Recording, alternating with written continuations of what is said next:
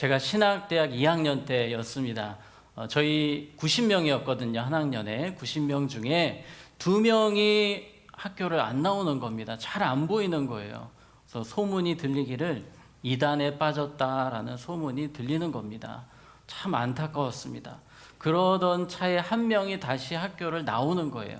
이 친구가 뭔가 정신 차리고 다시 돌아왔나 보다 했는데 신학교에 나와서 동기들에게 전도를 하는 거예요. 한번 와보라고, 이단에 와보라고. 이단이 그렇게 무섭습니다.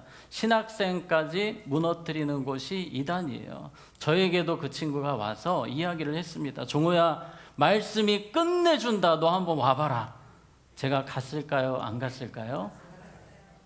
네, 안 갔습니다.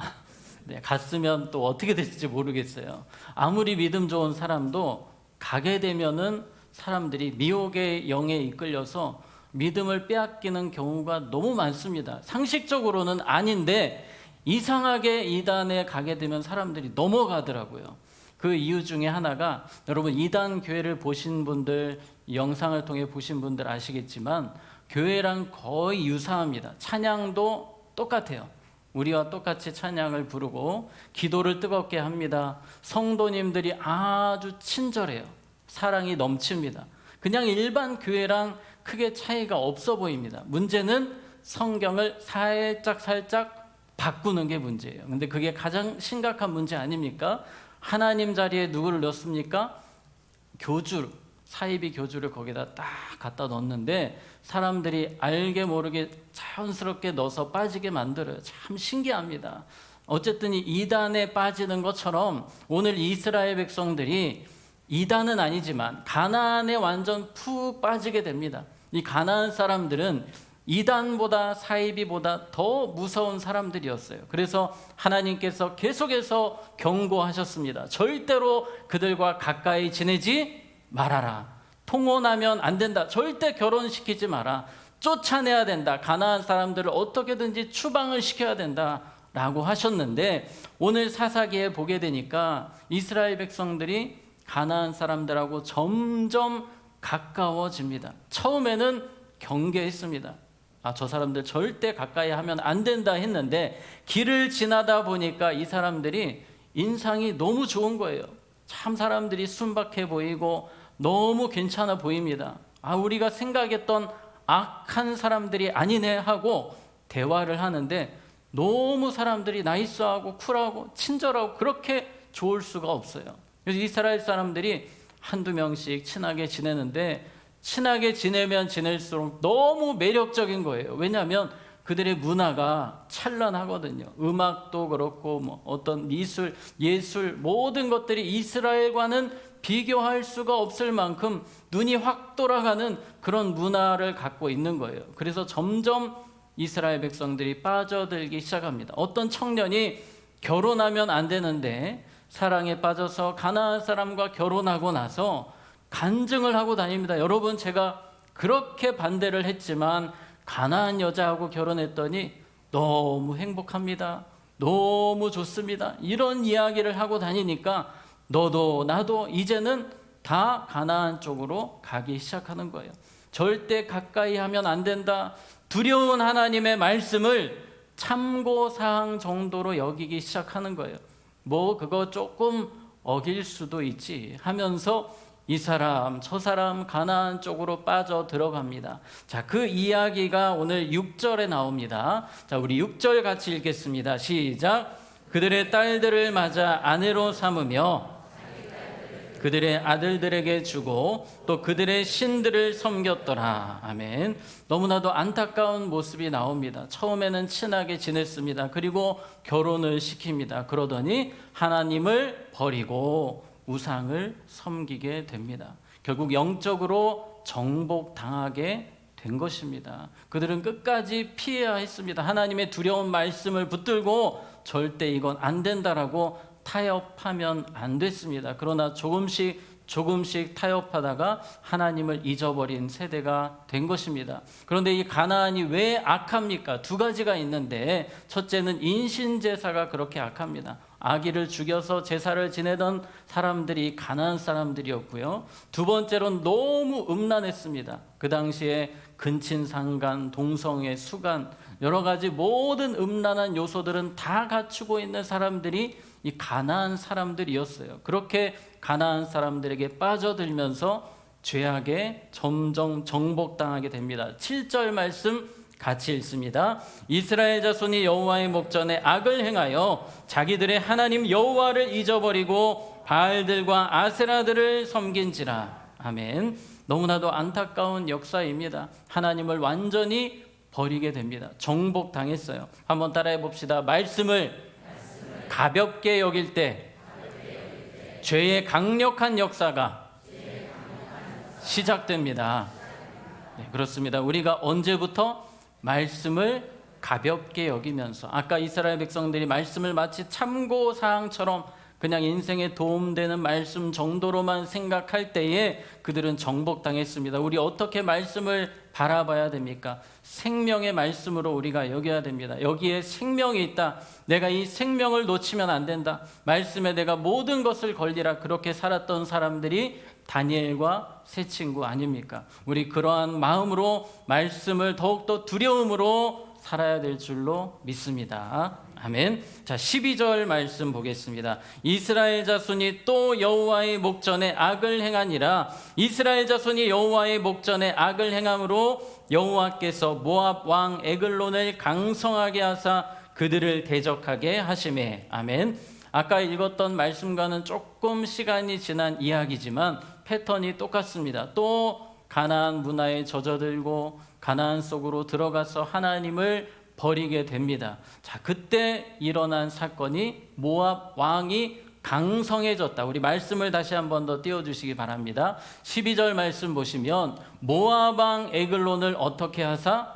강성하게 하사. 원래 이 모압 나라는 이스라엘에게 조금도 피해를 주는 나라가 아니었어요. 하나님이 누르고 계셨습니다. 힘을 발휘하지 못하게 하나님이 막아주셨으나 하나님을 버린 그 민족을 향해서 하나님은 그 은혜를 거둬 가신 겁니다. 그때 모압이 강성해지기 시작했고 이스라엘을 공격합니다. 이스라엘을 압제합니다. 무려 18년이란 시간 동안 식민지를 삼게 되는 겁니다. 여러분, 그렇습니다. 하나님의 은혜가 거둬지는 순간 아무것도 아니라는 것을 오늘 성경이 우리에게 보여주고 있습니다. 지금 우리나라도 마찬가지예요. 우리나라가 전쟁 위험국가 아닙니까? 언제 전쟁이 일어날지 모르는 민족이지만 누가 붙들고 계십니까? 하나님이 붙들고 계십니다. 하나님이 지키셔서 여기까지 온 줄로 믿습니다. 우리가 이 사실을 망각하는 순간 하나님이 놓아버리시는 거예요. 말씀을 가볍게 여기는 민족이 될 때 하나님은 놓아버리는 것입니다. 여러분, 두려운 마음으로 우리가 하나님을 섬겨야 됩니다. 자, 오늘 14절에 보니까 이에 이스라엘 자손이 모압 왕 에글론을 몇 년 동안 18해 동안 섬기니라. 18년 동안 하나님을 찾지 않았다는 겁니다. 이렇게 강팍할 수가 없습니다. 그렇게 고통스러우면서도 압제를 당하면서도 하나님을 찾지 않은 것이 기적입니다. 얼마나 마음이 굳어져 있는지 모릅니다. 그런데 18년째 되던 해 이들이 정신을 차립니다. 말씀을 두려워합니다. 우리가 하나님을 찾아야 된다. 부르짖기 시작합니다. 기도하는 겁니다. 따라해 보겠습니다. 말씀에 대한 두려움이 회복될 때 내 삶에 회복이 일어납니다. 아멘. 하나님이 드디어 회복을 시키십니다. 어떤 역사가 일어납니까? 15절 우리 같이 읽겠습니다. 시작. 이스라엘 자손이 여호와께 부르짖음에 여호와께서 그들을 위하여 한 구원자를 세우셨으니 그는 곧 베냐민 사람 게라의 아들 왼손잡이 에웃이라. 이스라엘 자손이 그를 통하여 모압 왕 에글론에게 공물을 바칠 때에. 아멘. 부르짖었습니다. 그때 하나님께서 이스라엘을 불쌍히 여겨주시고 에웃이라는 사사를 세워주셨습니다. 우리 말씀을 다시 한 번 더 띄워주시기 바랍니다. 베냐민 사람이라는 표현이 있습니다. 그 당시 베냐민 지파는 유력한 지파가 아닙니다. 그냥 별 볼 일 없는 지파, 별 볼 일 없는 가문의 사람 에훗이었고, 그리고 한 가지 특징이 있는데 무슨 잡이? 왼손잡이라는 표현이 있습니다. 여기서 말하는 왼손잡이는 지금 우리가 생각하는 그 왼손잡이가 아닙니다. 성경 원어를 보면 오른손을 쓸 수가 없는 이라는 표현이 있습니다. 그러니까 오른손에 장애가 있는 거예요. 오른손이 조막손일 것이다. 이제 그렇게 학자들이 해석을 합니다. 그러니까 장애가 있는 분이셨고 아마도 외형적으로도 상당히 왜소하셨던 분 같습니다. 일반적으로 이스라엘 백성들이 사사를 생각할 때에 삼손과 같이 뭔가 덩치도 좋고 싸움도 잘할 것 같은 사람을 생각하는데, 하나님은 놀랍게도 장애가 있고 누가 봐도 별 볼 일 없어 보일 것만 같은, 싸움을 잘 못할 것만 같은 에훗을 사사로 세우셨다는 겁니다. 백성들이 보기에도 아니 우리가 기도했는데 하나님이 왜 저런 사사를 세우셨을까? 다 의아해합니다. 과연 나라를 구할 수 있을까? 그런 생각이 드는 겁니다. 그런데 하나님의 일은 놀랍지 않습니까? 이 연약한 에훗을 통해서 민족을 구원하시는 하나님의 도구로 사용하십니다. 드디어 하나님의 명령이 떨어지는 거예요. 에훗에게 말씀하십니다. 에훗아, 네가 지금 에글론 왕에게 가서, 모압 왕 에글론에게 가서 네가 에글론 왕을 죽여라 라고 말씀하시는 거예요. 이 에훗은 사실 대단한 사람 아닙니다. 하나 좋은 것 있다면 믿음이 좋은 거예요. 믿음 가지고 출발을 합니다. 칼을 하나 구합니다. 한 50cm 정도 되는 칼을 어디다 숨깁니까? 오른쪽 허벅지 쪽에 딱 숨기는 거예요. 그리고 이제 에글론 왕이 있는 곳으로 갑니다. 에글론 왕이 있는 곳으로 가는데 얼마나 두렵겠습니까? 싸움을 잘하는 사람도 아니고 하나님 명령만 믿고 하나님 말씀 두려워하면서 믿음 가지고 가는 겁니다. 그 마음이 어땠겠습니까? 하나님, 저 죽습니다. 하나님 은혜 아니면 안 됩니다. 하나님 도와주지 아니하시면 저는 끝장납니다. 저는 아무것도 안 됩니다. 입구에서 저는 죽습니다. 하나님 은혜를 주시옵소서. 얼마나 간절히 기도했겠습니까?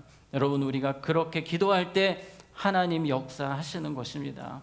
에훗이 그 마음을 가지고 왕의 숙소 근처까지 갔습니다. 원래는 입구에서, 입구 컷이라고 그러죠. 입구에서 추방을 당해야 되는 상황입니다. 그런데 프리패스예요. 왜냐하면 조금도 위협이 안 되는 거예요. 이 에글론 왕의 많은 부하들, 군인들이 검문 검색을 하는데 에훗을 보니까 전혀 문제가 안 될 것 같아요. 그래서 패스를 해줍니다. 그랬더니 이 에훗이 왕이 있는 곳에서 소리치는 것입니다. 왕이시여, 제가 왕에게 급하게 드릴 말씀이 있습니다. 비밀리에 드릴 말씀이 있습니다. 외쳤더니 다 쳐다보는 거예요. 그때 안쪽에서 이 에글론 왕이 소리를 듣습니다. 아주 소머즈 귀같이 너무 잘 들어요. 들어와라 하는 거예요. 이 신하들도 깜짝 놀랐습니다. 아무나 드리는 사람이 아닌데 이 에글론 왕이 들여보내는 거예요. 이 에글론 왕은 어떤 사람이냐면 욕심이 아주 많은 사람입니다. 뇌물을 좋아하는 사람이에요. 그래서 오늘 뇌물 가져왔나 보다 해서 이 에글론 왕이 에훗을 자기 집으로 들이는 겁니다. 에훗이 들어왔어요. 그랬더니 이 왕이 보이지도 않아요. 어디서 명령을 합니다. 큰 목소리로 나머지는 다 밖으로 나가라 하는 거예요. 에훗만 남고 나가라. 이렇게 좋은 기회가 어디 있습니까? 이 에글론 왕은 뭣도 모르고 이 에훗을 혼자 남긴 거예요. 근데 가만히 보니까 지금 왕이 뭘 하고 있나 봤더니 큰 일을 보고 있습니다. 큰 일을 보면서도 뇌물이 너무 좋아가지고 들여보낸 거예요. 그래서 지금 기다리고 있습니다. 얼마나 냄새가 심각한지 몰라요. 자, 이 상황에서 지금 에훗이 다시 이야기를 합니다. 왕이시여, 드릴 말씀이 있습니다. 다시 한 번 더 이 에글론 왕이 솔깃한 겁니다. 내가 지금 큰 일을 볼 때가 아니다. 빨리 저 선물을 내가 받아야 되겠다. 그래서 이 왕이 큰 일을 보다가 벌떡 일어나는 거예요. 그때 하나님 주신 기회다라고 생각하고 에훗이 칼을 빠르게 뽑는 거예요. 빠르게 뽑아서 바로 탁 찌르는데 그 말씀이 21절입니다. 우리 같이 읽습니다. 에훗이 왼손을 뻗쳐 그의 오른쪽 허벅지 위에서 칼을 빼어 왕의 몸을 찌르매. 아멘. 도저히 싸울 수가 없는 상황이었습니다. 이 주변의 신하들이 가만 안 둘 수밖에 없는 상황이지만 하나님이 타이밍을 최적의 타이밍으로 만들어 주셔서 에훗이 공격할 수 있도록 모든 상황을 조성시켜 주셨어요. 큰 일을 보다가 일어났으니 이 왕도 어떻게 대비가 안 된 거예요. 그냥 찔려서 바로 그 자리에서 KO 다운되는 겁니다. 그리고 나서 에훗은 바로 그 자리를 유유히 뜨는 거예요. 일단 문을 잠궈 놓고 왕이 마치 큰일 보는 것처럼, 왕은 이미 죽었지만 큰일 보는 것처럼 문을 다 잠궈 놓고 밖으로 도망을 갑니다. 문제는 이 밖에 있던 군병들이 빠르게 들어오는 겁니다. 들어왔는데 잠겨 있어요. 잠겨 있는데 냄새가 납니다. 아, 왕이 큰일을 보시는구나. 안 그래도 왕이 변비가 있나 보다 라고 생각을 하는 거예요. 여러분, 이 변비까지도 하나님이 사용하시는 순간이에요. 의심할 수 있잖아요. 왕이 지금 1시간째 안 나옵니다. 1시간째 안 나오면 따고 들어가야 되는데 그냥 무한정 기다리는 거예요. 혹시 뭘까봐? 변비일까봐. 이 군병들이 밖에서 기다리고 에훗은 너무나도 자연스럽게 자기 집으로 돌아갑니다. 조금도 다치지 않고 돌아갔어요. 드디어 이 사람들이 따고 들어가 보니까 왕이 쓰러져 죽어 있습니다. 이 모압 사람들이 혼돈에 빠지기 시작합니다. 왕이 죽었습니다. 난리가 났어요. 그때 에훗이 들고 일어납니다. 하나님 주신 담대함을 가지고 모든 이스라엘 백성들을 모읍니다. 여러분, 우리가 지금 싸울 때입니다. 왕이 죽었습니다. 우리가 힘을 합쳐서 지금 바로 독립해야 됩니다. 그리고 싸우는 거예요. 하나님이 그 전쟁을 이기게 하십니다. 승리로 이끌어 주셨습니다. 자, 30절 말씀. 그날의 모압이 이스라엘 수하에 굴복함에 그 땅이 몇 년 동안? 80년 동안 평온하였더라. 아멘. 이 에훗을 통해 하나님의 놀라운 역사가 일어났습니다. 따라해 봅시다. 말씀 붙들고 전심으로 하나님 의지하는 자들이 마침내 승리합니다. 아멘. 어떤 사람이요? 말씀을 붙들고 전심으로 하나님을 의지하는 자들이 마침내 승리합니다. 이 사람들이 정복하는 거예요. 이 사람들이 영적 전쟁에 승리하는 겁니다. 그 지역을 변화시키는 거예요. 나라를 변화시키는 겁니다. 여러분들이 그러한 주인공들이 되시기를 바랍니다. 하나님은 지금도 찾고 계십니다. 에훗처럼 하나님의 말씀을 가볍게 여기는 자가 아니라 하나님 말씀을 두려움으로, 하나님 말씀을 생명처럼 여기고 믿음을 가지고 전심으로 하나님 의지하며 살아가는 사람. 여러분, 에훗이 아까 제가 말씀드렸던 것처럼 하나님밖에 없었습니다. 자신의 힘으로 할 수 있는 것이 아무것도 없는 사람이었지만 오직 하나님, 100% 하나님 의지하며 나아갈 때에 정복의 역사의 주인공이 되었습니다. 그런데 놀라운 기록은 방금 읽었던 것처럼 무려 80년 동안 다음 세대, 다음 세대까지 하나님을 잘 섬기는 나라를 에훗이 만들게 된 거예요. 왜 그렇습니까? 에훗은 보기만 해도 감동이 되는 사람이에요. 그냥 겉으로 볼 때에는 저 사람이 어떻게 나라를 구할 수 있을까? 정말 은혜다. 하나님의 역사다. 만약에 여기서 에훗이 교만했다면, 자기 자랑했다면 하나님을 더 감추는 인생이 됐겠지만 그는 80년 동안 하나님 자랑하는 삶을 살았습니다. 하나님의 은혜를 고백하는 삶을 살았습니다. 우리 모두가 그러한 주인공이 되기를 원합니다. 에훗처럼 끝까지 주님 앞에 쓰임받는, 존귀하게 쓰임받는 우리 모두가 되기를 축복합니다. 함께 기도하겠습니다. 하나님 아버지, 말씀을 가볍게 여기는 시대입니다. 그러나 여기 있는 우리 모두는 하나님 말씀을 생명처럼 여기게 하여 주시옵소서. 에훗처럼 나는 부족하지만, 연약하지만 하나님이 은혜 주시면 할 수 있다는 믿음을 갖게 하시고, 그러므로 기도하게 하시고 기도의 능력을 체험케 하여 주시옵소서. 우리 모두를 통해 가정이 영적으로 변화되기를 원합니다. 우리 교회를 통해 이 지역이 영적으로 변화되기를 원합니다. 우리를 성령의 도구로 사용하여 주시옵소서. 예수님의 이름으로 기도하옵나이다. 아멘. 우리 함께 이 시간 찬양할 때에 우리 하나님의 사랑을 사모하는 자, 우리 전심으로 에훗이 주님을 찾았던 것처럼 이 밤에 주님을 찬양하며 주님을 고백하며 나아가